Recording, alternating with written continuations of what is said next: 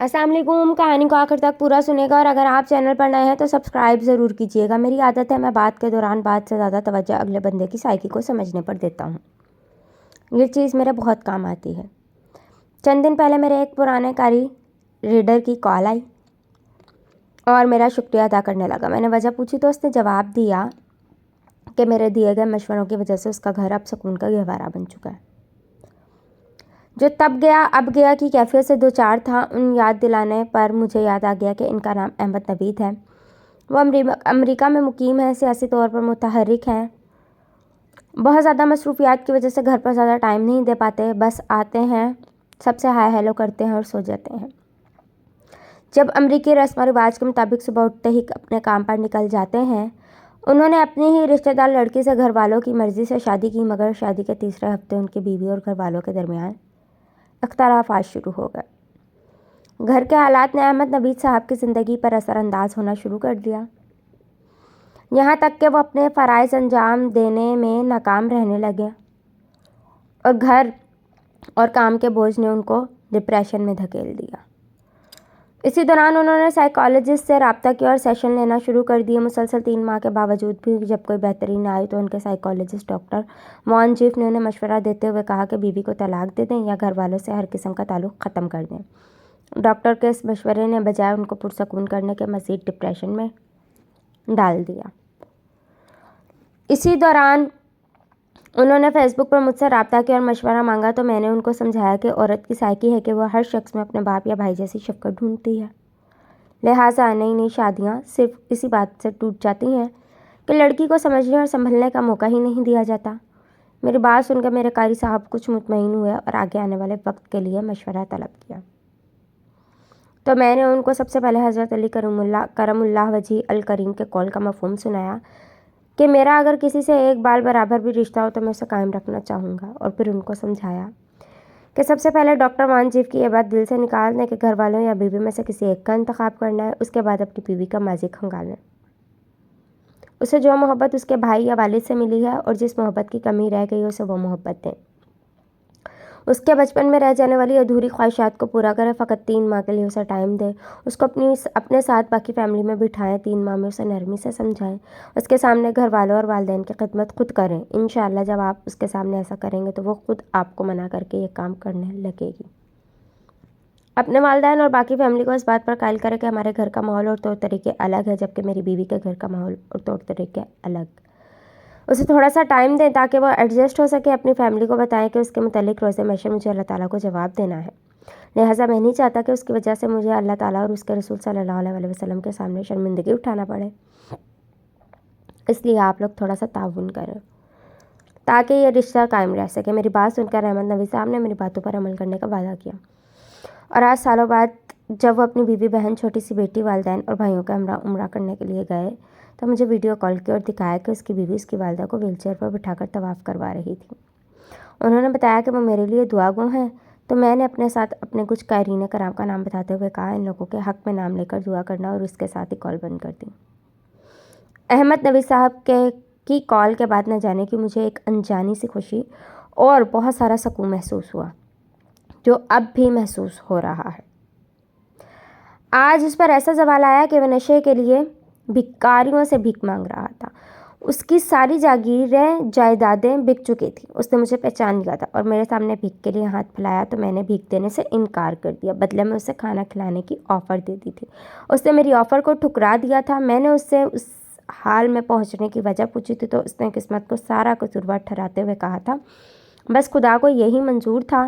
میں نہ چاہتے ہوئے بھی عادت کے ہاتھوں مجبور ہو کر اس کے پاس بیٹھ گیا اور اس کو بتایا کہ چودھری خادم نواز صاحب آپ اپنے علاقے کے سب سے بڑے زمیندار تھے. آپ کے پاس دولت کے انبار تھے. ہمارے علاقے کے تمام سیاسی لیڈران خواہ وہ کسی بھی جماعت سے تعلق رکھتے ہوں سارے ہی آپ کا احترام کرتے تھے. اللہ تعالیٰ نے آپ کو دھن و دولت عہدہ ہر چیز سے نواز رکھا تھا. کیا تب آپ نے کبھی رب کا شکر ادا کیا؟ کیا کبھی کہا کہ یہ میری تقدیر کی وجہ سے مجھ پر اللہ تعالیٰ کی سب عنایتیں ہیں؟ کیا اپنے عروج میں کبھی ایک دن بھی تم نے اللہ تعالیٰ کی رضا کو مد نظر رکھ کر کوئی قدم اٹھایا؟ کیا کبھی مخلوق خدا سے محبت کی؟ میں نے تھوڑا توقف کیا اور اس کے جواب کا انتظار کرنے لگا. مگر اس نے کوئی جواب نہ دیا تو میں ایک بار پھر گویا ہوا اور اپنے تمام تر سوالات کا جواب خود دیتے ہوئے کہا نہیں۔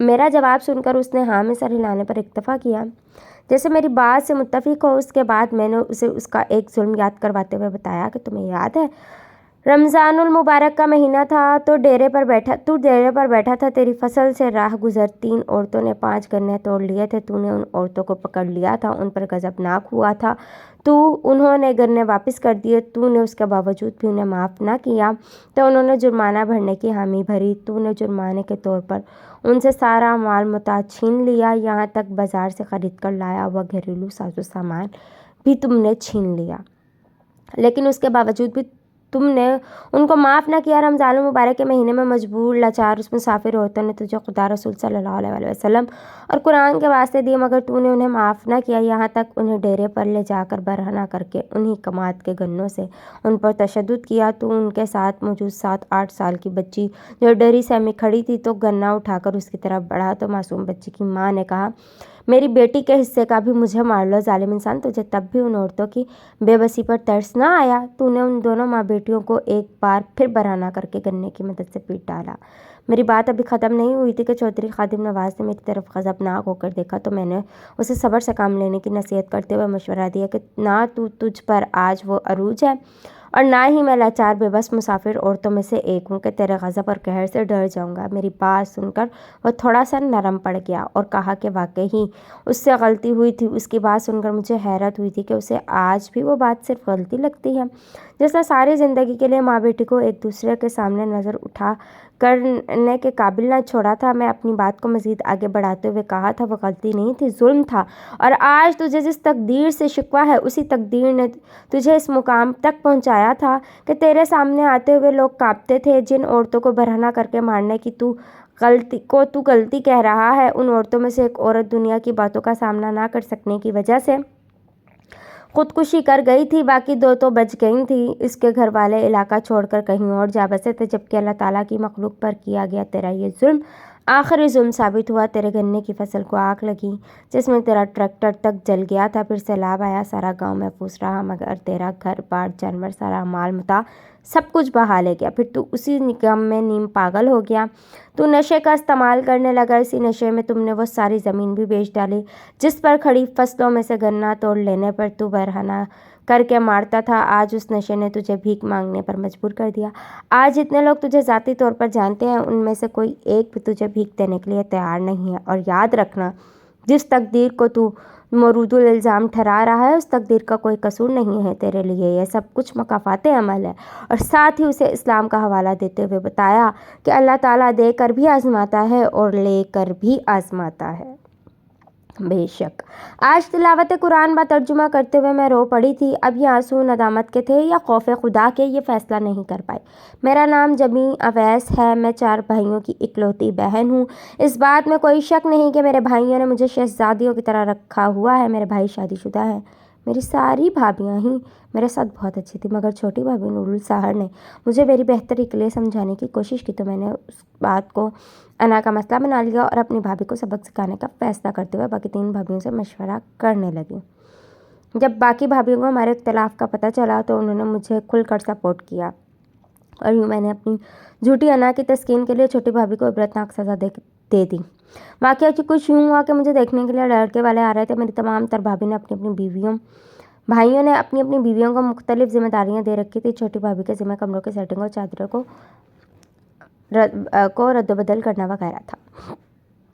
انہوں نے گیسٹ روم میں ہر چیز کو سفید رنگ کے کپڑوں سے ڈھک کر بہترین انداز میں سجا دیا تھا، یہاں تک کہ دیکھتے ہی دل اش کر اٹھتا تھا۔ اسی دوران میرا تیاری کے لیے پارلر جانے کا وقت ہو گیا۔ میں نے تیار ہو کر ہائی ہیل جوتے پہنے تو نکلتے ہوئے یاد آیا میں نے پرس نہیں اٹھایا۔ پرس اٹھانے واپس مڑی تو کمرے سے پرس نہ ملا۔ ڈھونڈتا گیسٹ روم میں جا پہنچی، سامنے پھولوں کے لیے بنی شیلف پر میرا پرس پڑا تھا۔ میں بنا جوتے اتارے بیڈ پر چڑھ کر پرس اٹھانے لگی، پتہ نہیں کہاں سے میرے جوتوں کے ساتھ کیچڑ لگا جو سفید چادر پر داغ بنا گیا۔ میری بھابھی جنہوں نے بہت مشکل سے ساری سیٹنگ کی تھی، انہوں نے مجھے نرمی سے سمجھاتے ہوئے کہا، جبھی بہنا آپ جوتا اتار کر بیڈ پہ چڑھ جاتی ہے، اب سفید چادر کو داغدار کر دیا ہے، اگر اس چادر کو بدل کر کوئی اور ڈالوں گی تو وہ میز، کرسی اور شیلف کے کور کے ساتھ میچ نہیں کرے گی، کتنا برا لگے گا۔ گو کہ میری بھابھی کی بات بھی غلط نہ تھی، لہجہ بھی غلط نہ تھا، مگر اس کے باوجود مجھے اس پر غصہ آ گیا۔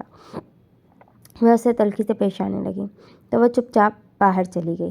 میری بلند آواز سن کر میرا بھائی اندر آ گیا، مجھ سے وجہ پوچھی تو میں نے بنا کوئی بات کیے پرس اٹھایا اور روتے ہوئے پارلر چل دی۔ خیر میرے واپس آنے تک مہمان آ چکے تھے، کمرے کے سارے کور ایک بار پھر بدلے جا چکے تھے۔ مجھے دیکھ کر پسند کر لیا گیا تھا، مگر میرے اندر بھابھی کے خلاف آیا بغض بڑھتا گیا تھا۔ میں نے بنا بات کے ان کی بے عزتی کرنا شروع کر دی۔ باقی بھابھیوں نے مجھے سپورٹ کیا تو میرا پلہ بھاری ہو گیا، یہاں تک میں نے اپنے بھائیوں کو بھی اس کے خلاف کرنا شروع کر دیا۔ ہماری سرد جنگ کی وجہ سے نور السحل اور اس کے شوہر کے درمیان بھی تلخی پیدا ہو گئی اور حالات میرے لیے سازگار اور بھابھی کے لیے آگ کا دہکتا ہوا انگار ہو گئے۔ ہماری شکایت اور شکووں کی وجہ سے بھائی نے بھابھی کو ذہنی ٹارچر کرنا شروع کر دیا۔ کچھ ہی عرصہ بعد میرے منگیتر نے مجھ سے شادی کرنے سے انکار کر دیا۔ یوں یہ رشتہ ٹوٹ گیا تو میں نے چھوٹی بھابھی پر الزام لگاتے ہوئے کہا کہ اس نے تعویذ گنڈے کی مدد سے میرا رشتہ جان بوجھ کر توڑوایا ہے۔ جب یہ بات میرے بھائی نے بھابھی سے پوچھی تو وہ پہلے ہی مجھ سے اکتائی ہوئی تھی۔ انہوں نے کہا میں تو خود چاہتی ہوں اس مصیبت سے جلد میری جان چھوٹے، میں پھر کیوں اس کا رشتہ توڑواؤں گی۔ مجھے مصیبت کہنے پر میرے بھائی اور بھابھی کے درمیان لڑائی شروع ہو گئی۔ میں ان کو چھوڑ کر باہر نکلی اور اپنی بات کو سچ ثابت کرنے کے لیے بڑی بھابھی کو ساتھ ملا لیا۔ میرے کہنے پر بڑی بھابھی نے میرے حق میں گواہی دیتے ہوئے کہا نور السحل نے مجھے پیر صاحب کے پاس جانے کے لیے ساتھ لے جانا چاہا اور پوچھنے پر بتایا کہ جبیں والی جگہ پر اپنی چھوٹی بہن کی شادی کرنا چاہتی ہیں۔ جب میرے جھوٹے گواہ نے گواہی دے دی تو میری بھابھی نے روتے ہوئے کہا تھا جبیں یاد رکھنا جو کچھ تمہارے دلوں میں ہے اللہ اسے جانتا ہے۔ ابھی میری بھابھی کی بات مکمل ہوئی ہی تھی کہ میرے بھائی نے وہیں کھڑے کھڑے اسے طلاق دے دی۔ یوں میری بھابھی کی زبان گنگ ہو گئی اور میں نے اپنے دل کی مراد پا لی۔ اس کے بعد میری بھابھی والدین کے گھر چلی گئیں، جبکہ میں بیاہ کر اپنے سسرال آ گئی۔ یہاں میرے شوہر کی 4 بہنیں ہیں اور چاروں میری بے عزتی کرنے کا کوئی موقع ہاتھ سے نہیں جانے دیتی۔ یہاں وہ چاروں تو ایک دوسرے کے حق میں جھوٹی گواہی بھی دے لیتی ہیں، مگر میرے حق میں کوئی سچی گواہی دینے والا بھی نہیں ہوتا۔ مکافات عمل سے گزرتے ہوئے مجھے میرا گھر ٹوٹ جانے سے ڈر لگتا ہے۔ میں نے دل کے سکون کی خاطر بعد ترجمہ قرآن پاک پڑھنا شروع کیا ہے اور جب بھی سورہ احزاب کی اس آیت پر پہنچتی ہوں تو مجھے نور السحل کی بات یاد آ جاتی ہے اور نہ جانے کہ مجھے لگتا ہے اللہ تعالیٰ خاص طور پر مجھ سے مخاطب ہو کر یہ کہہ رہا ہے، اس لیے میں رونے لگتی ہوں۔ میرے آنسو تھمنے کا نام ہی نہیں لیتے۔ میں نے غلطی کی، میری غلطی کے عوض نور السحل کا نقصان ہوا، مگر اب جب بھی مجھے مکافات عمل سامنے نظر آ رہا ہے تو میں انجام سوچ کر لرز جاتی ہوں۔ میری بھابھیوں کا رویہ تو ابھی مجھ سے بدل چکا ہے۔ اللہ جانے اگر مجھے مستقل ان کے پاس رہنا پڑا تو میرا کیا حال ہوگا۔ ان سب باتوں سے قطع نظر مجھے یقین ہو گیا ہے کہ اللہ تعالیٰ اس سے بھی واقف ہے جو ہمارے دلوں میں ہے اور ہمارے اعمال ہماری زندگی میں ہی ہمارے سامنے آ جاتے ہیں۔ بے شک میں اکثر اسے کہتا تھا تمہاری آنکھیں تمہارے چہرے کا ساتھ نہیں دیتی، خاص کر جب تمہارا چہرہ مسکرا رہا ہوتا ہے تب تمہاری آنکھوں میں پر اسرار لالی چھائی ہوتی ہے۔ میری بات سن کر وہ مسکرا دیتا تھا، مگر آج میں نے اس کی آنکھوں میں اتری ہوئی پر اسرار لالی کا راز پا لیا تھا۔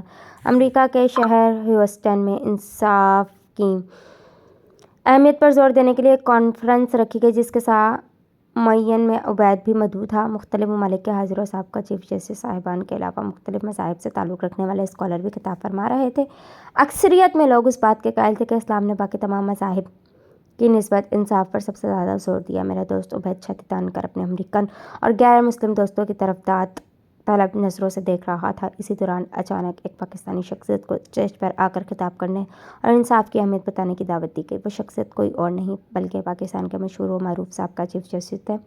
پاکستانی شخصیت کا نام سنتے ہی میرے دوست کی بے چینی واضح ہوئی تھی اور جب شخصیت کا نام بما عہدہ لیا گیا وہ عجیب و غریب کیفیت میں آ کر تھر تھر کانپنے لگا تھا۔ اب کی بار اس کی آنکھوں میں اترنے والی لالی فقط لالی نہیں ایک طوفان تھا۔ میں نے اس کی کیفیت کو بھانپ لیا اور آنے والے خطرے کا سامنا کرنے کے لیے خود کو تیار کرنے لگا۔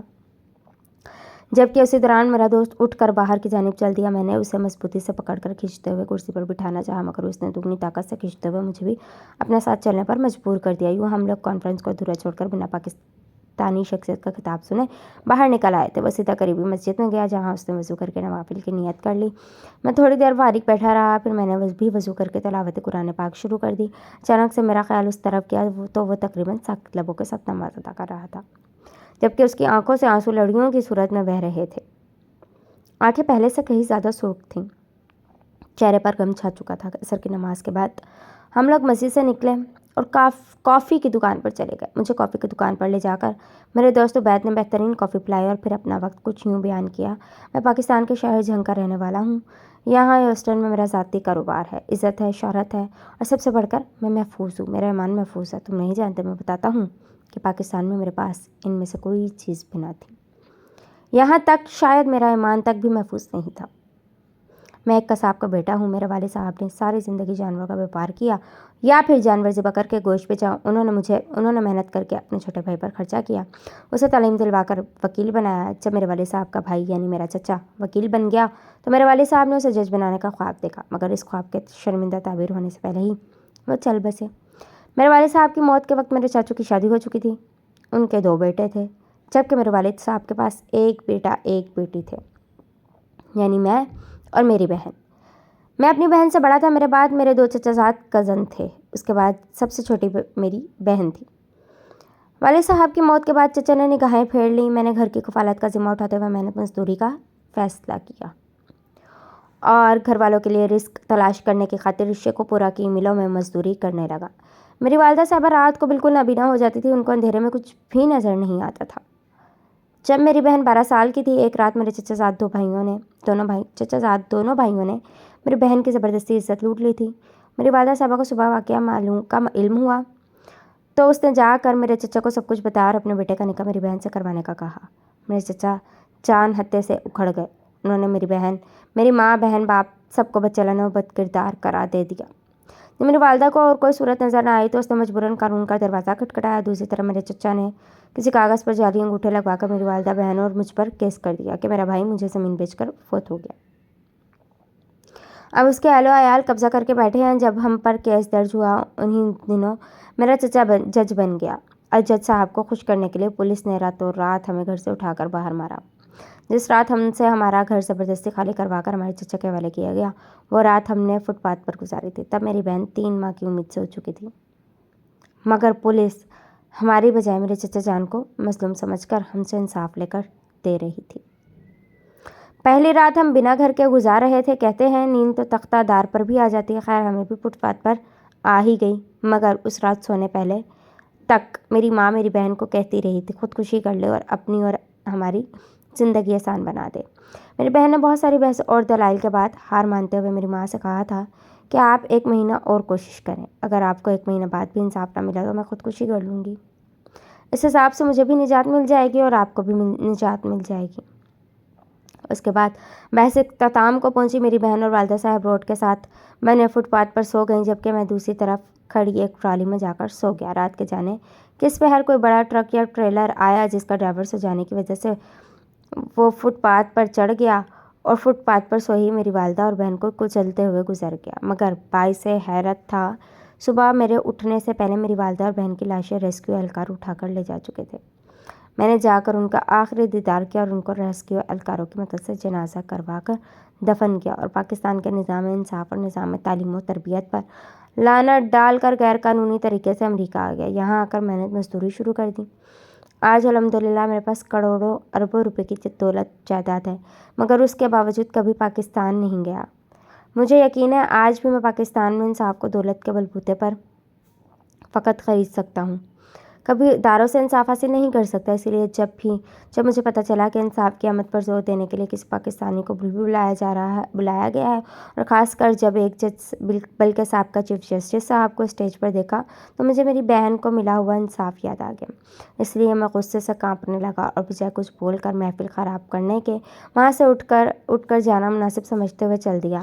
تم میری آنکھوں کی لالی وجہ جاننا چاہتے ہو، ان میں چھپی پراسراریت جاننا چاہتے ہو تو سنو۔ ان آنکھوں نے میری بہن کی عزت کو تار تار ہوتے دیکھا ہے، ماں کو گھر سے بے گھر ہوتے دیکھا ہے، سگے چچا کو فرعون بنتے دیکھا ہے، اس لیے ان آنکھوں میں ہر وقت قہر اترا رہتا ہے۔ میں نے عبید کی ساری باتیں سننے کے بعد اسے سینے سے لگا لیا، اسے تسلی دی، اس کے بہتے آنسو صاف کیے اور کہا کہ ہمیں اللہ تعالیٰ پر یقین رکھنا چاہیے، وہ زبردست حکمت والا ہے، انصاف کرنے والا ہے بے شک۔ اللہ حافظ۔